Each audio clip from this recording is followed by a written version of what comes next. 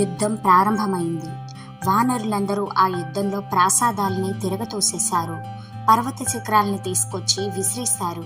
చెట్లతో కొట్టారు. కనపడ్డ ప్రతి రాక్షసుణ్ణి చంపేశారు. 4 ద్వారాలని మూసి ఉంచారు. బయట ఉన్నవాళ్ళు బయట ఉన్న వాళ్లతో యుద్ధం చేస్తున్నారు.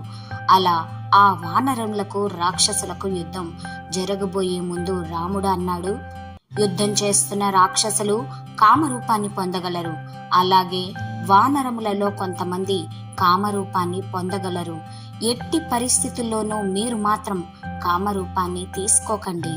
7గురు మాత్రమే నరరూపంలో ఉండి యుద్ధం చేస్తాము.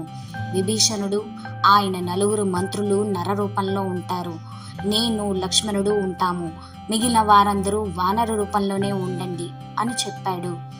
ఆ రోజున జరిగిన యుద్ధంలో వానరములు విశేషమైన బలాధిక్రతను ప్రదర్శించి అద్భుతమైన యుద్ధాన్ని చేశారు.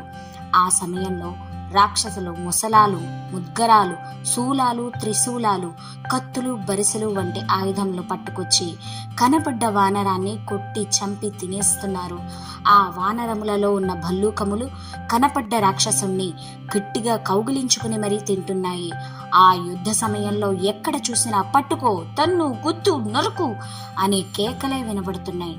ఆ రాత్రంతా మహా భయంకరమైన యుద్ధం జరిగింది. శిరస్సులు బంతులు ఎగిరినట్టు ఆకాశంలోకి ఎగిరాయి. ఎక్కడ చూసినా చీలిపోయిన వక్షస్థలాలు, తెగిపోయిన కాళ్ళు, చేతులు ఉన్నాయి.